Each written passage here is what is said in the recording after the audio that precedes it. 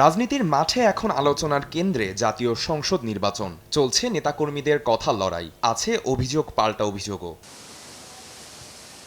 এমন বাস্তবতায় ভোট ঘিরে আইনশৃঙ্খলা পরিস্থিতি কেমন থাকবে প্রশ্ন ছিল স্বরাষ্ট্র উপদেষ্টার কাছে। তিনি সাফ জানালেন, নির্বাচন ঘিরে যে কোনো পরিস্থিতি মোকাবেলায় সদা প্রস্তুত আইনশৃঙ্খলা রক্ষাকারী বাহিনী। প্রধান উপদেষ্টা যে সময় উনি ডিসিশন নেবেন ইলেকশনের ডেট, আমরা সেই সময়ের জন্য সবসময় প্রস্তুত।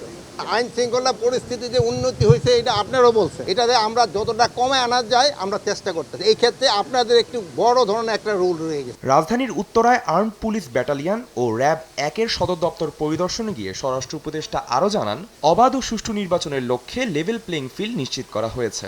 গ্লিটারের টুইন লেমন ও অ্যান্টিব্যাকটেরিয়াল ফর্মুলা বাসনকে চকচকে জীবাণুমুক্ত করে আমাদের দেয় গ্লিটার গ্যারান্টি। আইন শৃঙ্খলা অনেক উন্নতি হয়েছে, তবু আছে, এটা তো একটা কোনো লিমিট নাই। এটা যতই উন্নতি হবে আরও উন্নতি হইতে থাকবে।